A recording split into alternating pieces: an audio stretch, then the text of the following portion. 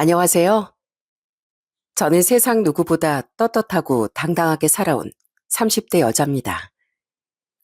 사람이 살다 보면 아무리 가까운 사이여도 서로에게 상처를 주는 순간들이 생기기 마련입니다. 저는 그 상처의 시작이 결국 의심 때문이라고 생각해요.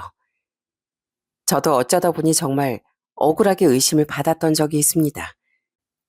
제가 아무리 해명해도 이미 저에게 색안경을 끼고 있는 사람한텐 어떤 말도 소용이 없더라고요. 대체 어떤 일이 있었던 건지 제 사연을 들어보시고 저의 억울한 심정을 알아주셨으면 감사하겠습니다. 저에겐 영화 속에 나오는 슈퍼맨보다 더 든든하고 멋진 존재가 있습니다. 그건 바로 저희 아버지예요. 아버진 공장에서 일하시며 저희 삼남매를 정성으로 키워주셨죠. 늘 밤늦게 퇴근하시는 아버지를 보면 기름때 잔뜩 물든 아버지의 손과 작업복이 먼저 눈에 들어왔습니다. 얘들아, 아빠 손 좀 봐. 까맣고 지저분하지? 그러니까 너흰 공부 열심히 해서 아빠처럼 힘든 일 하지 말고 조금이라도 편한 일 했으면 좋겠구나. 에이, 아버지, 전 아버지 손이 언제나 자랑스러운데요. 이 손 덕분에 우리 가족이 밥도 먹고 제가 학교도 다니고 행복하게 지내는 거잖아요. 그러니까 아버지도 그런 말씀 마시고 우리 가족 모두가 아빠를 얼마나 자랑스러워하는지 꼭 알아주세요. 전 정말 아버지의 거친 손을 가장 자랑스럽고 존경스러운 손이라고 생각했습니다. 어머니도 그런 아버지께 항상 존경하는 마음을 가져야 한다고 가르치셨고요. 어디 가도 네 아버지 같은 사람 없다. 평생 다른 데는 관심도 없고 가족들밖에 모르는 사람이잖니. 어떻게 보면 참 미련스럽기도 하지. 그래도 그런 아버지가 계신 걸 항상 감사하게 생각해야 한다. 알겠지?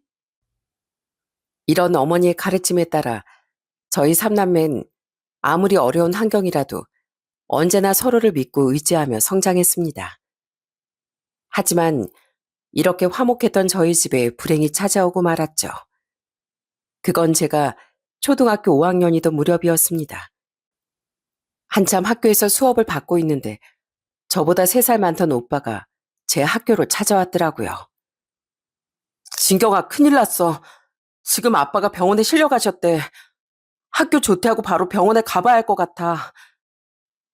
전 그렇게 오빠 손을 잡고 영문도 모른 채 아빠가 계신다는 병원으로 향했습니다. 그 당시에 어린 저였지만 아버지께 정말 좋지 않은 일이 생겼다는 건 예감할 수 있었죠.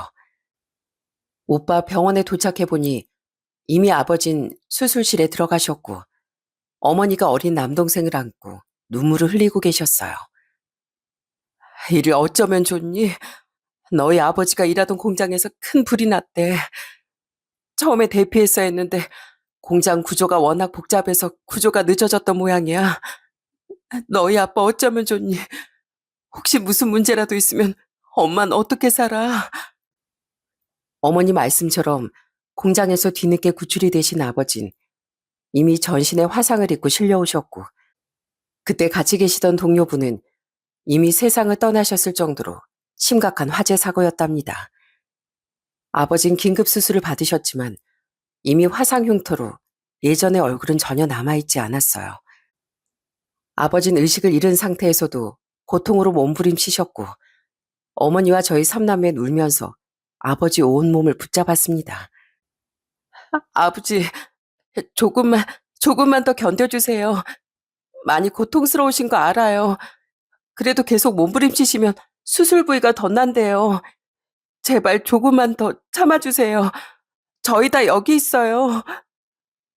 평생 희생과 헌신밖에 모르던 아버진 다행히 무사히 수술을 받았지만 영원히 지워지지 않을 화상 흉터를 안고 살아가야 했습니다.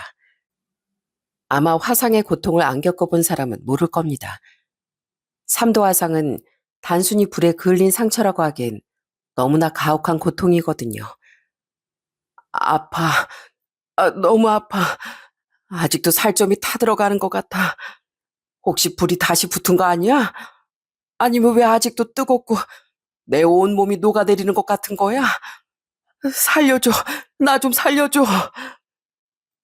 하루하루 통증으로 눈물 흘리는 아버지를 보고 있자면 이건 살아도 사는 게 아니었어요. 그리고 무엇보다 정과는 너무나 달라진 외모에 심적인 고통 또한 상당했고요. 그날 아버지를 삼켰던 화만은 우리 가족 전부를 집어 삼켜버린 것 같았습니다. 그렇게 그저 시간이 약이라는 말에 기대며 꽤 오랜 시간이 흘렀어요. 얼굴과 몸의 흉터 때문에 직장 생활이 어려워진 아버지를 대신해 어머니가 기사식당을 운영하며 생계를 책임지셨죠. 처음엔 모두가 식당 일을 해보겠다는 어머니를 걱정하기도 했습니다. 엄만 괜찮아. 그래도 전에 식당에서 일해본 경험도 있고 무엇보다 이 엄마 음식 솜씨가 끝내주잖니. 나라도 힘을 내서 일해야지. 그래야 너희 학교도 보내고 시집장가도 보낼 테니까.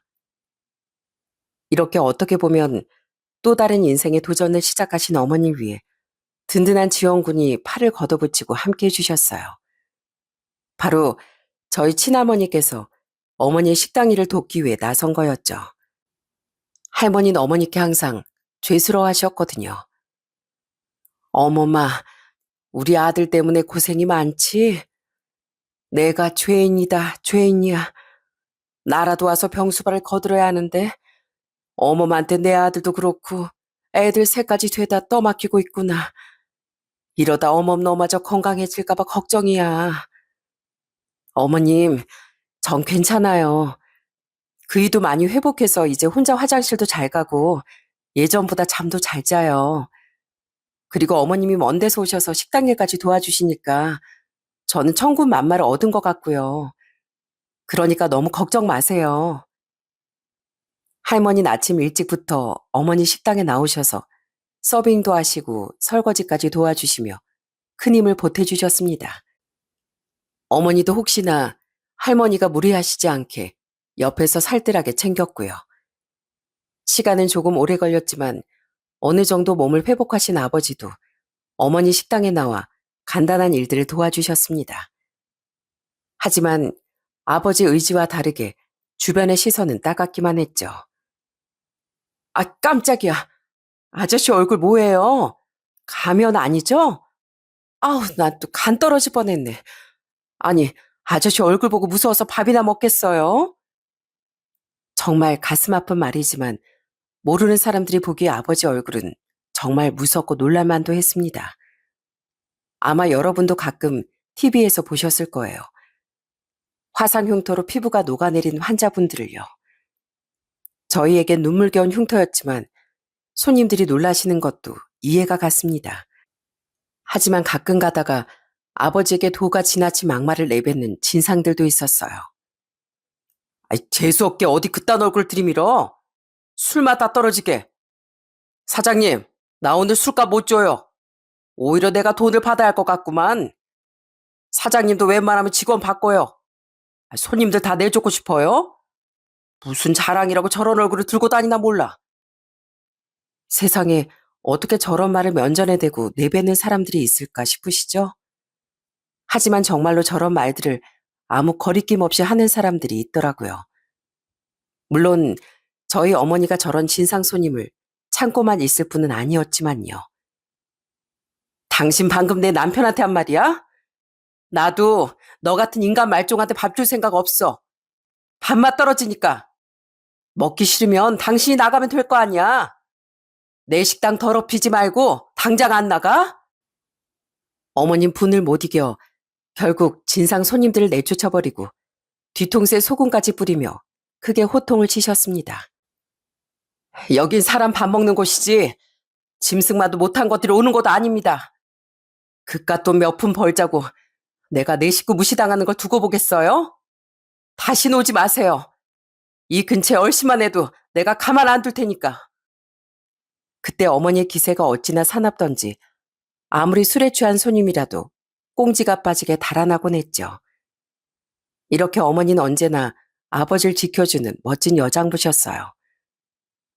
당신 저런 말들 신경 쓰지 마.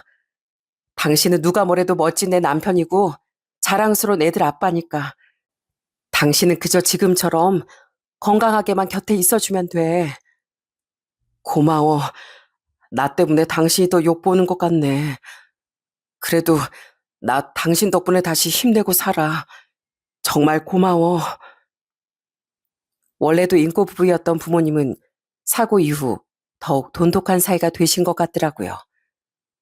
어머니 식당도 택시 기사님들 사이에 나름 맛집으로 소문이 나서 점심엔 식당에 자리가 없을 정도였어요. 아버지도 더는 기죽지 않고 서빙도 하시고 손님들도 반갑게 맞아주셨고요. 나중에 들은 말인데 기사님들 사이에 혹시나 아버지에게 허튼 소리를 했다간 어머니께 혼쭐이 난다는 소문이 돌았다네요. 덕분에 저희 가겐 진상 없는 청정식당이 되었지만요. 그렇게 저희 삼남매는 든든한 부모님 덕분에 무사히 대학을 졸업하고 직장 생활까지 하게 되었어요. 오빠도 남동생도 직장을 다니다가 일찍 결혼해서 나갔고 저도 30대 초반에 공기업에 다니던 남편을 만났답니다. 남편이 근무하던 공기업은 시내 직장이라고 불릴 만큼 안정적인 직장이었어요. 저도 극우 공무원이긴 했지만 아무래도 훨씬 조건이 좋은 직장에 다니는 남편이 든든하기도 했답니다. 이런 남편을 만난 건 정말 우연한 자리에서였어요. 지민아, 결혼 축하해. 우리 사이에서 막내였던 네가 제일 먼저 시집갈 줄 누가 알았겠니? 너무 예쁘다 얘. 와줘서 고마워요 언니. 오늘 본식 끝나고 피로연까지 무조건 참석해야 하는 거 알죠? 제 신랑 친구들도 많이 온다고 했단 말이에요. 전 평소 친하게 지내던 후배 결혼식에 참석하게 되었어요.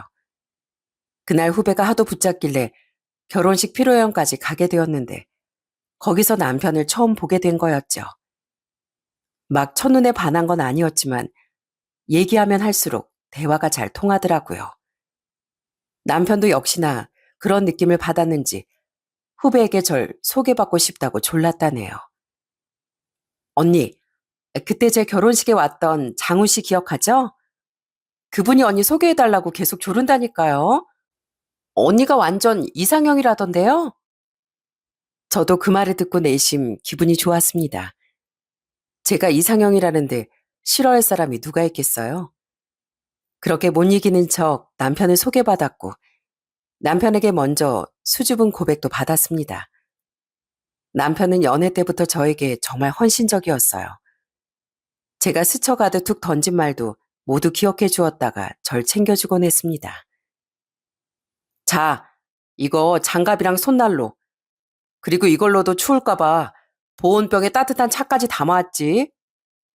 아니, 나 추위 많이 타는 거 어떻게 알았어? 사실 난 초가을부터 이미 추워서 얼어버릴 것 같거든. 당신 이렇게 챙겨주니까 너무 따뜻하다. 고마워. 남편은 제가 아주 찰나에 추워서 팔을 한번 쓸어내린 것만 보고도 만날 때마다 장갑이나 손난로를 꼭 챙겨왔어요.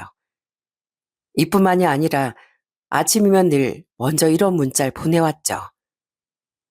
진경아, 일어났어? 오늘도 좋은 하루 보내. 오늘 오후에 중요한 미팅 있다고 했지? 당신 긴장하면 배 아프다고 하잖아. 점심은 가볍게 먹는 게 좋겠다. 이렇게 남편은 늘 제 하루 일정을 먼저 파악해서 응원과 걱정을 담은 인사를 건네왔습니다. 또 저녁이 되면 오늘 하루도 고생 많았어 라는 말로 따뜻하게 하루를 마무리해 주었고요. 남편의 이런 세심한 배려들이 모여 전 날마다 사랑받는다는 걸 느낄 수 있었습니다. 상대를 위해 이토록 헌신하고 무한한 사랑을 줄 수 있는 마음이 저까지 긍정적인 사람으로 만들어주는 것 같았거든요. 이렇다 보니 저희 가족들도 연애 때부터 남편을 참 좋아했어요. 아버님, 어머님, 처음 뵙겠습니다. 저 진경이 남자친구 서장우라고 합니다.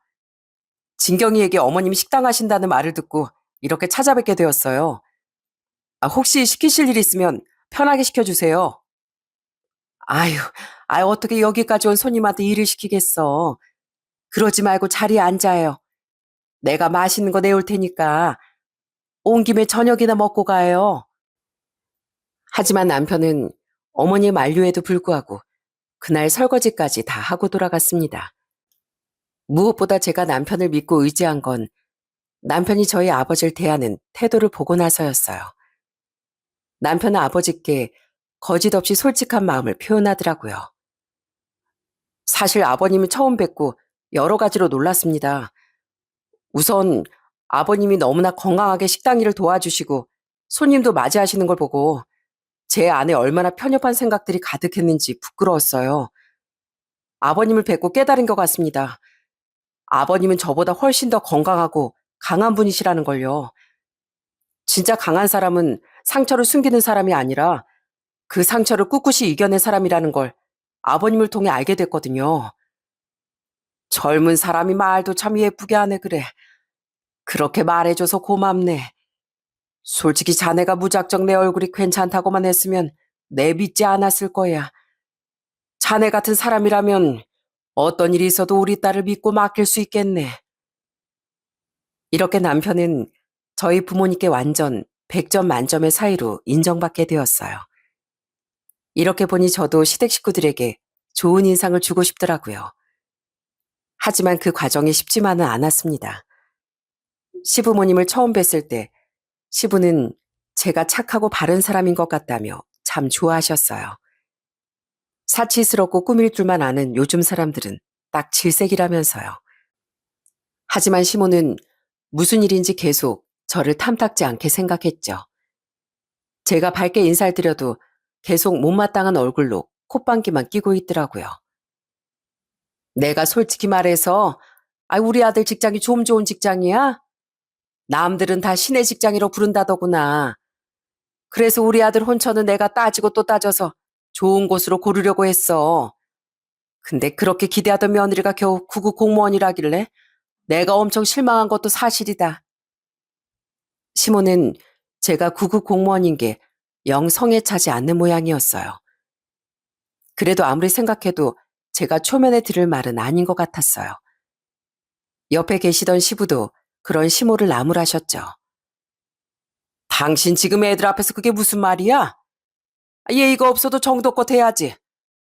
우리 아들이 좋다고 데려온 사람한테 어떻게 그런 막말을 하나? 당신은 뭐가 그렇게 잘났어? 왜 직업을 가지고 사람을 차별해? 아이고 참나. 내가 시어머니인데 못할 말 했어? 당연히 며느리들인데 이것저것 물어볼 수 있는 거지. 당신이야말로 애들 앞에서 날 혼내는 게 더 예의 없다는 거 몰라? 예비 시부모님은 제 앞에서 티격태격 말싸움까지 하셨고 분위긴 점점 더 어색하고 불편해졌습니다. 남편 역시 안절부절하며 그런 두 분을 말렸어요. 당신이 묻고 따지지도 않고 결혼시키려고 하는 게 제일 수상해. 사돈댁도 겨우 식당 하신다는데 그런 곳에 아들을 장가 보내고 싶어? 식당이 뭐가 어때서? 당신은 밥 안 먹고 이슬만 먹고 살아? 하여튼 별거 가지고 트집 잡긴. 당신이 그런 식으로 굴면 남들한테 역시나 시어머니 짓 한다는 소리만 들어. 결국엔 두 분의 말싸움이 너무 격해지셔서 전 인사를 하는 둥 마는 둥 하며 시댁을 떠나고 말았습니다. 그래도 저녁 때 시아버님이 전화까지 주셔서 오해하지 말라며 며느리로 환영한다고 말씀해 주시긴 했지만요. 하지만 진짜 문제는 양가 어르신들의 상견례 자리에서 터지고 말았습니다. 전 혹시 몰라 남편에게 시댁의 저희 아버지의 화상에 대해 미리 말씀드리는 게 좋겠다고 했고 남편도 잘 전달했다고 들었습니다. 하지만 시모는 저희 아버지를 보자마자 인상을 확 찌푸리며 마치 못 볼 걸 봤다는 듯이 굴었습니다. 어머 깜짝이야. 사돈, 미리 말씀 좀 해주시지. 제가 정말 깜짝 놀랐네요. 어머, 어머 세상에나. 시부도 예상보다 저희 아버지 얼굴이 심각했는지 조금 놀란 기색이었지만 시모처럼 대놓고 싫음표를 내진 않았습니다. 시부는 시모에게 자중하라는 듯 눈치를 주곤 조심스럽게 저희 부모님께 사과의 말씀을 전했어요. 저희가 먼저 와 있어야 했는데 조금 늦었습니다. 여기까지 오시느라 고생스럽진 않으셨는지요? 오늘 자리에 나와주셔서 감사드립니다. 아닙니다. 저희야말로 귀하게 기른 아드님을 저희 딸과 인연을 맺게 허락해 주셔서 감사드리지요. 사부인께서는 절 보고 좀 놀라신 것 같은데 괜찮으신가요? 시모는 저희 아버지의 질문이 이때다 싶어 뭐라 대답하려 했지만 시부가 얼른 시모의 입을 막았습니다. 이 사람이 표정 관리 잘 못하는 편이라 혹시나 저희가 결례를 범한 건 아닌가 싶습니다. 부디 오해하지 마시길 바랍니다. 제가 저희 아들에게 사돈어른 이야기는 전해 들었습니다. 그동안 얼마나 가정을 위해 헌신해 오셨는지 듣고 보니 정말 존경스럽더라고요, 사돈어른. 시부는 애써서 분위기를 좋게 만들려고 애쓰는데 시모는 그 옆에서 여전히 뚱한 얼굴로 연신 얼음물만 들이키고 있더라고요. 시부는 진심으로 저희 아버지를 걱정해 주시고 대단하시다며 치켜 세워주셨어요. 그날 상견례가 무사히 끝난 건 다 시부의 노력 때문이었다고 해도 과언이 아니었습니다. 그렇게 어찌저찌 양가의 결혼 허락을 받고 얼마 뒤 뜻밖의 저희에게 귀한 선물이 먼저 찾아왔어요. 쑥스럽지만 제가 아이를 먼저 갖게 되었거든요. 그러다 보니 배가 더 부르기 전에 결혼식을 올리기 위해 결혼을 조금 서두르게 되었습니다. 우리 며느리만으로도 큰 선물인데 더 큰 선물이 우리 집에 찾아왔구나. 자, 이 돈 받거라. 이제 아이도 태어날 텐데 그래도 새 식구 살만한 집 한 채는 있어야 하지 않겠니? 시부는 저희 결혼할 때 보태라며 결혼 자금으로 2억을 보태주셨어요. 제 친정에서도 목돈과 함께 혼수를 전부 채워주셨고요. 아버지, 어머니, 결혼은 제 돈으로 하고 싶어요. 두 분 마음은 너무 감사하지만 이렇게 큰 돈은 받을 수 없어요. 이미 혼수까지 전부 해주셨잖아요. 아니다. 우리 딸이 시집 가는 날인데 그보다 더한 것도 해줘야지. 게다가 사돈댁에서도 그렇게 큰 돈을 해주셨다는데 우리도 그에 걸맞게 예의를 갖추는 게 맞지.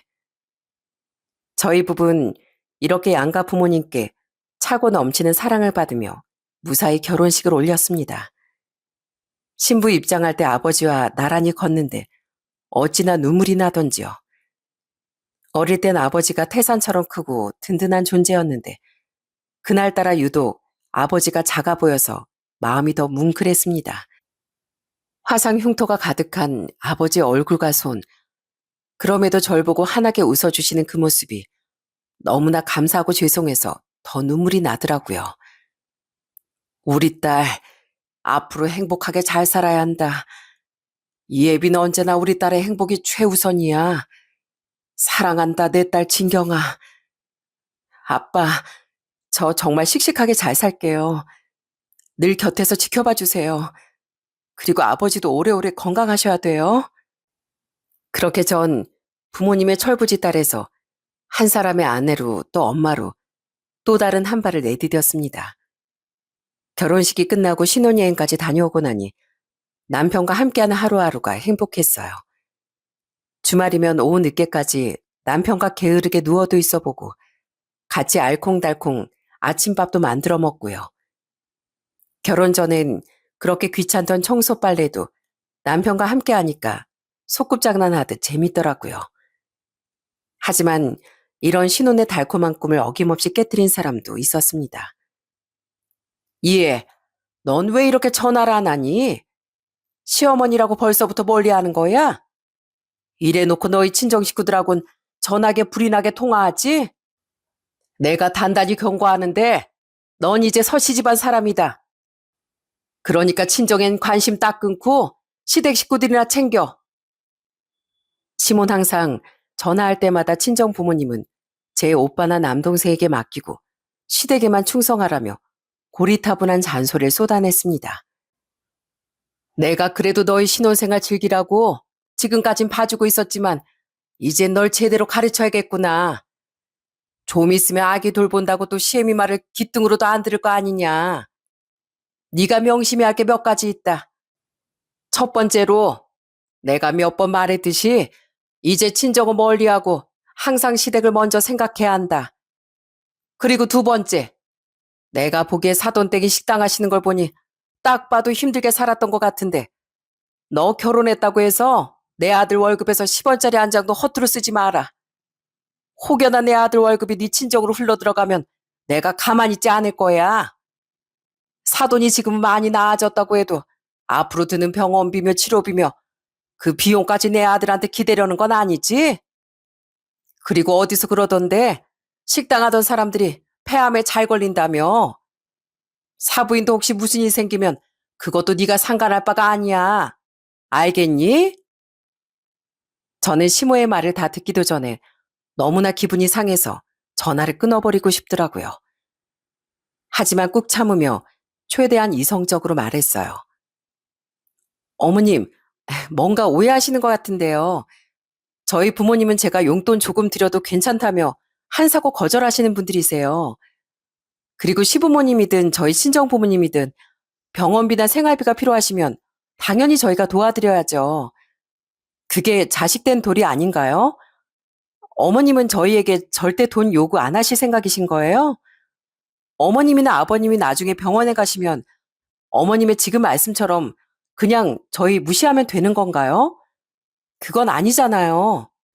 뭐야? 너 지금까지 내 말을 뭐로 알아들은 거야? 너희 부모님하고 나하고 같아? 어머님, 저는 서씨 집안 며느리기 전에 저희 가족의 소중한 딸이에요. 그런 식으로 저희 부모님을 욕보이시면 저도 듣기가 거북합니다. 제가 이렇게 한마디도 지지 않자 시모는 시애미를 이겨먹을 작정이냐며 길길이 날뛰시더라고요. 그리고 그날 이후부터 전 끔찍한 지옥을 맛보았죠. 그날도 전 얼마 뒤 태어날 아이만 생각하며 일찍 퇴근하고 집에서 쉬고 있었어요. 그러던 그때 갑자기 초인종이 울리는 겁니다.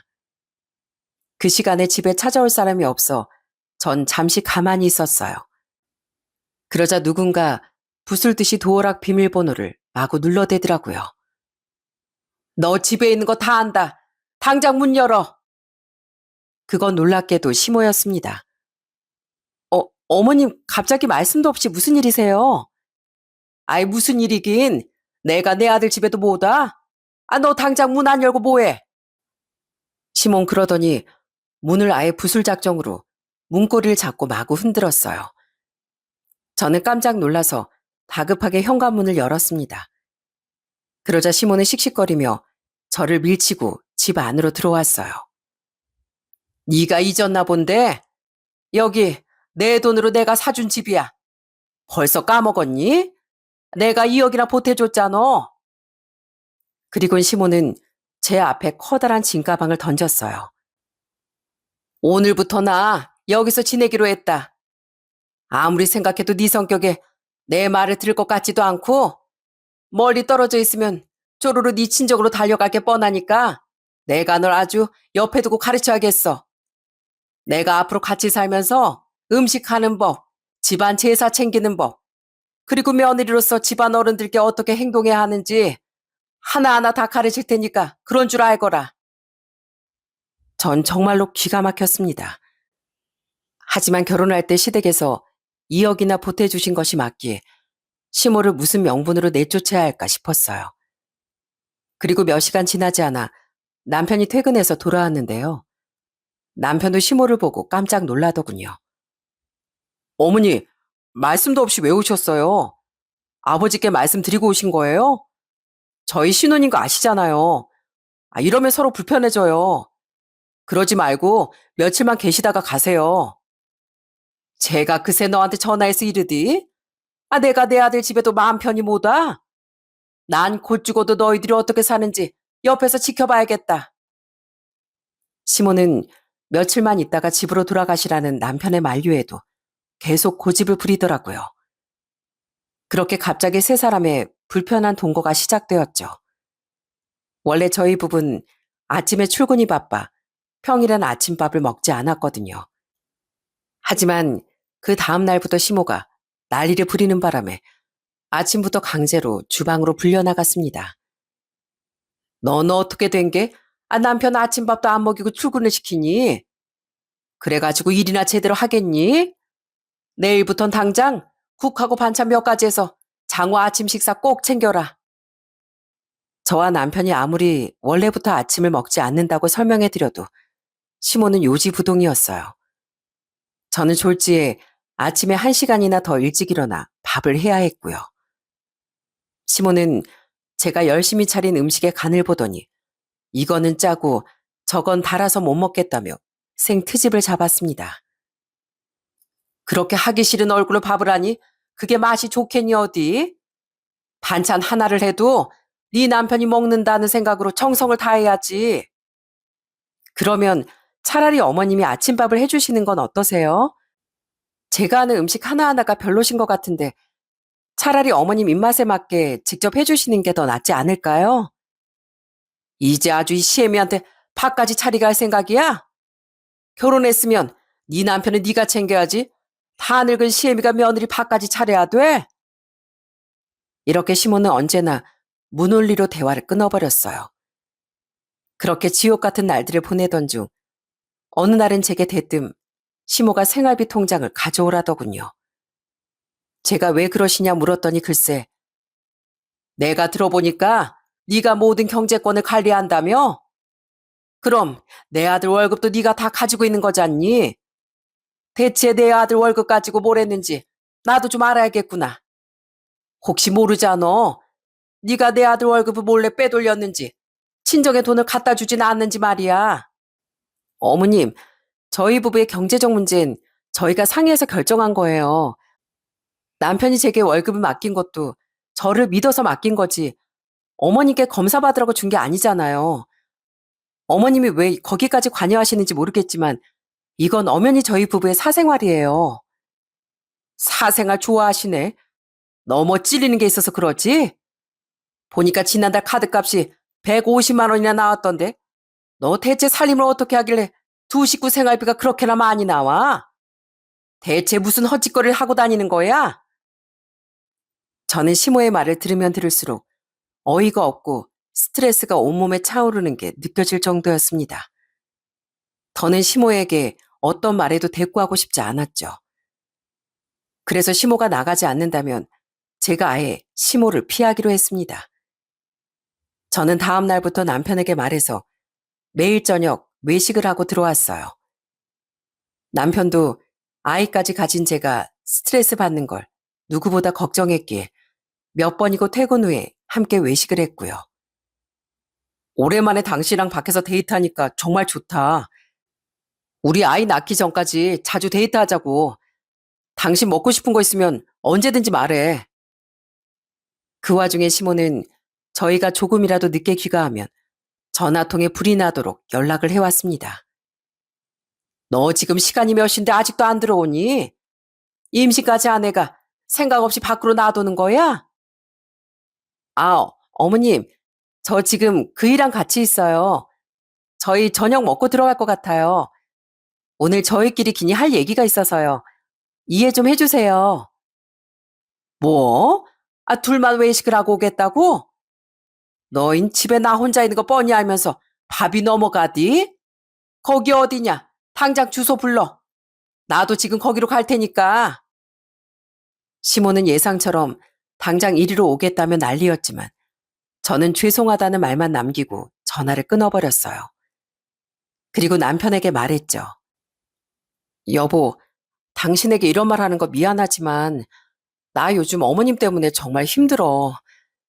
날이 갈수록 배는 불러오는데 어머님이 나한테 바라시는 건 갈수록 늘고 이젠 내가 돈을 친정으로 빼돌린다고 의심까지 하시니까 정말 스트레스 받아.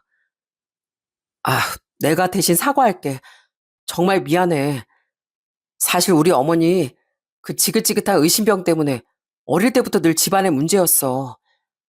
아버지가 조금만 늦게 들어오시면 바람 났다고 집안을 뒤엎으셨고 언젠간 아버지를 의심하다가 아버지 직장까지 뛰어가서 회사 여직원 머리 끄댕이를 잡으셨다니까.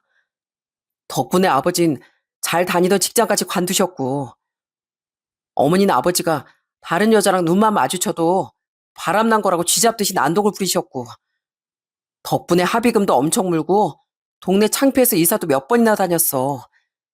정말 어머니가 왜 그러시는지 이해가 안 돼.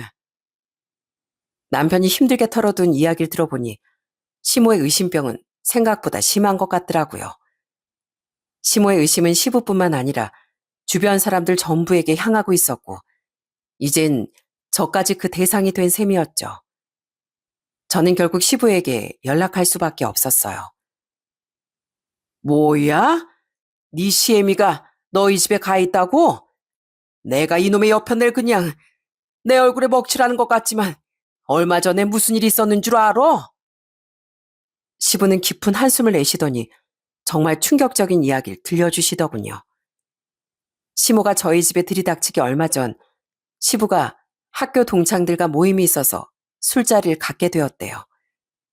그 자리에 여자 남자가 섞여 있긴 했지만 모두 10대 때부터 알던 사이들이었고 알고 지낸 지 40년도 훌쩍 넘어 가족보다 더 집안 사정을 훤히 알던 친구들이었답니다. 네 시모도 그 동창들이 어떻게 사는지 집안 사정은 어떤지 훤히 다 알고 있다. 그런데도 뭐가 그렇게 의심이 가고 불안한지 가기 전부터 아주 사람을 들들 볶더구나. 그래도 내가 동창회 총무니까 네 시모를 뿌리치고 모임에 갔다 왔지. 가서 맥주도 몇 잔 마셨고. 시모는 시부가 기어이 동창 모임에 나갔다는 걸 알고 혼자 망상을 펼치더니 결국 아버지 동창 모임 명단을 뒤져서 여자 동창생 집에 전화까지 걸었다네요. 그리고 그 동창생 남편에게 지금 당장 부인이 내 남편이랑 술 먹고 있는 거 아냐며 차마 상상하기도 싫은 일을 저지른 것이었죠. 그 일이 벌어진 후 당연히 시부와 시모는 큰 싸움을 벌였고 시부는 그날로 짐을 싸서 시모를 내쫓아버린 것이었습니다. 내가 오죽했으면 내 아내를 내쫓았겠냐. 네 시모가 말이다. 내가 밖에서 술이라도 한 잔 먹고 오면 자기도 복수를 하겠다고 나가서 술을 퍼마시고 행인과 시비가 붙어 경찰서도 몇 번이나 갔다 왔다. 이 지경이니 내가 정부치고 살겠어? 시부의 말을 들어보니 시모가 갑자기 진가방을 싸들고 저희 집으로 온 모든 정황이 이해가 되기 시작했어요. 남편도 옆에서 시부의 말을 모두 듣곤 머리를 싸매고 괴로워했어요. 여보, 정말 미안해. 내가 무슨 수를 써서라도 어머니 집에 들어가시라고 할게. 이대로 놔도 안 되겠어. 부모님 두 분의 문제는 두 분이 해결하셔야지. 왜 우리한테까지 이러시는지 원. 그때가 시모가 저희 집에 오신 지도 벌써 2달째였답니다. 저는 결국 이 모든 막장 사연을 감당하지 못하고 몸져 누워버리고 말았어요. 시부모님의 사연을 듣고 나서 얼마 지나지 않아 온몸에 열이 펄펄 끓더니 가슴이 꽉 막히는 듯한 답답함이 밀려왔어요. 저와 남편은 혹시 아이에게 문제가 생길까봐 무서워 얼른 응급실로 달려갔습니다. 병원에선 아무리 안정기라도 아기를 위해 절대적으로 안정을 취하라는 말을 반복했어요. 남편은 응급실 침대에 누운 제 손을 잡고 눈물까지 펑펑 쏟았습니다. 나 당신하고 우리 아이 혹시라도 잘못되는 줄 알고 너무 무서웠어. 그동안 내가 너무 무심했지? 그래도 우리 엄마니까 이해해 보려고 했는데 그게 당신을 이렇게까지 괴롭게 하는지는 몰랐어. 몰랐다는 말도 다 변명이지만 당신과 우리 아이를 제대로 살피지 못한 내 자신이 너무 부끄럽고 원망스러워. 남편은 그러더니 정말 큰 결심을 했는지 퇴원을 하자마자 당장 시모에게 언성까지 높이며 말했습니다. 어머니, 아까 이 사람 정말 큰일 날 뻔했어요. 스트레스로 우리 아이까지 잘못될 뻔했다고요. 아버지께도 사정 다 들었어요. 얼른 아버지께 사과하시고 집으로 돌아가세요. 참나, 네 아빠가 너한테 그새 일러 바쳤니? 다 들었으면 너도 알겠구나. 집에 가봐야 네 아빠랑 싸우기밖에 더 하겠니? 그럴 거면 그냥 아예 내 아들 집에 있으련다. 그리고 앞으로 아이 태어나면 내가 돌봐주면 될 거 아니냐. 그러면 너희들도 편하고 좋지 않니? 제발 좀요. 어머니가 이 집에 있는 거 환영하는 사람 아무도 없어요. 제 말이 서운하시겠지만 어머니가 날마다 며느리를 못 살게 굴고 의심까지 하시는 거 저도 더는 참을 수가 없어요. 그러니까 당장 제 집에서 나가주세요. 시모는 남편이 너무나 강경하게 나오자 갑자기 우물쭈물 하시더니 서운하다며 눈물까지 흘리셨습니다. 너 지금 엄마한테 그게 무슨 말버릇이야? 내가 너를 어떻게 키웠는데 너희 아빠가 날마다 밖으로 놔두고 수시로 바람까지 피우는 거 알면서도 나 자식들 크는 것만 보고 버티고 또 버텼다. 그런데 뭐라고? 당장 네 집에서 나가라고? 아니, 네가 어떻게 나한테 이래? 말은 바로 하셔야죠. 아버지가 언제 바람을 피우셨는데요? 어머니가 아버지 의심한다고 툭하면 싸우고 술까지 먹고 사고 치는 거 수습하시느라 고생만 하셨겠죠. 저희 남매 학교 행사 매번 오시는 것도 아버지셨고요. 어머니 그럴 때도 아버지가 저희 담임선생님과 정분이 났다고 날뛰셨죠? 하지만 시모는 남편이 이렇게까지 말하는데도 집에서 한 걸음도 못 나간다며 버텼습니다. 남편은 결국 시부에게 전화를 걸었어요. 시부는 제가 스트레스로 응급실까지 실려왔고 지금도 시모가 완강하게 버틴다는 소리를 듣자마자 불같이 화를 내시며 저희 집으로 달려오셨습니다. 이 여편네 어딨어? 당장 안 나와? 설마 아들 집에까지 가서 사고 칠 거라고 상상도 못했는데 당신 이제 아주 징글징글해. 당장 짐 안 챙기고 뭐해? 대체 며느리 앞에서 어디까지 체면을 구길 셈이야? 내가 왜 나가? 나 못 나가. 여기 내 돈으로 해준 엄연한 내 집이기도 해. 나 절대 안 나갈 거야. 장우야, 네 아빠 화내는 거 좀 봐라. 이 엄마 무서워 죽겠다. 넌 이 엄마가 불쌍하지도 않어? 여기가 왜 당신 집이야? 말은 똑바로 해야지. 장우하고 며느리한테 준 2억도 순전히 다 내 돈이잖아. 당신이 1,000원짜리 한 장이라도 보탠 거 있어? 당신이 문제 일으키면 처리하느라 합의금이나 다 까먹었지. 나 당신이랑 여자랑 도저히 못 살겠어. 창피해서 못 살겠다고. 시부는 정말 무섭게 화를 내시더니 급기야 시모를 붙들고 밖으로 끌어내기까지 하더라고요. 시모는 시부에게 질질 끌려나가면서도 끝까지 억울하고 분하다고 소리쳤죠. 덕분에 저희도 아파트 전체에 소문이 날 정도로 민망하고 창피한 소동을 치르게 됐습니다. 그렇게 집으로 끌려간 시부모님은 예상처럼 밤이 새도록 부부싸움을 하셨고 결국 시부는 이혼 선언을 하시며 서류에 먼저 도장을 찍으셨어요. 이미 두 분 다 환갑도 지난 나이에 무슨 이혼이냐 하실 수도 있겠지만 요즘은 황혼 이혼을 하는 경우가 엄청 많다고 하더라고요. 수십 년 동안 시모의 의심과 여러 가지 만행에 이골이 난 시부는 드디어 알터니를 뽑아버렸다며 후련해하셨고요. 이제 너희 시모 이름만 들어도 지긋지긋하다. 내가 그동안은 애들 보기 창피해서 참고 살았다만 이제 너희도 다 컸고 나도 더는 참을 이유가 없어. 나도 더는 의심받지 않고 인생 좀 편하게 살고 싶구나. 시모는 당연히 이혼만은 절대 못한다고 격렬하게 거부하셨죠. 그러다 시부에겐 도저히 말이 안 통한다고 생각하셨는지 다시 저희 집에 찾아와 몇 시간이고 문을 두드리셨어요. 제발 문 좀 열어봐라. 내가 이 날씨 몇 시간이고 집 앞에 서 있지 않니? 너희 그러다 나 쓰러지는 꼴 보고 싶어? 내가 갈 데가 없어서 그런다. 그러지 말고 이 문 좀 열어봐. 어머님, 어머님이야말로 저 쓰러지는 걸 보고 싶으신 거예요? 저 홀몸도 아니고 어머님 손주리 임신한 몸이잖아요. 저 더 이상 스트레스 받으면 정말 큰일 날지도 몰라요. 그러니까 제발 돌아가세요. 또 아버님 부르기 전에요. 일전에 시모가 이럴 걸 예상하셨는지 시부가 절대로 문 열어주지 말라고 신신당부를 하셨기에 저도 완강하게 버텼습니다. 듣기론 시부가 그래도 시모를 생각해서 작은 방 하나를 얻어주셨다고 하셨는데 시모는 계속해서 저희만 자꾸 늘어졌습니다. 아버님이 방도 얻어주셨다면서요. 날이 더우면 그 집으로 가세요. 어머님, 저 다 알아요. 어머님이 왜 갈 데가 없으세요? 결국엔 제가 시부가 얻어주신 집 얘기를 꺼내자 시몬 씩씩대며 저희 집 현관문을 한번 걷어차고 자리를 떠나셨습니다. 그리고 그 이후로 시몬은 지금까지 혼자 지내고 계시네요. 시부가 말씀하시길 이때까지 병원에도 몇 번이나 가보고 입원까지 시켜봤지만 도저히 시모의 의심병은 고쳐지지 않았대요. 아마도 시모의 머릿속에 단단히 박힌 불치병 같은 건가 봅니다. 지금은 저도 건강하게 아들을 출산하고 제 가족들을 챙기는 데만 집중하고 있어요. 간혹 시모에게 울면서 전화가 오긴 하지만요. 예, 어머마, 내 아들 장우가 내 전화를 안 받는다. 혹시 무슨 일 있는 거 아니지? 혹시 너희 싸웠니? 나처럼 이혼이라도 할 작정인 거야? 어머님, 지금 무슨 말씀하시는 거예요? 저희 아이 키우면서 잘 지내고 있어요. 제발 그 의심 좀 그만하세요. 그래? 그러면 우리 손주 얼굴 좀 보여줄 수 없겠니?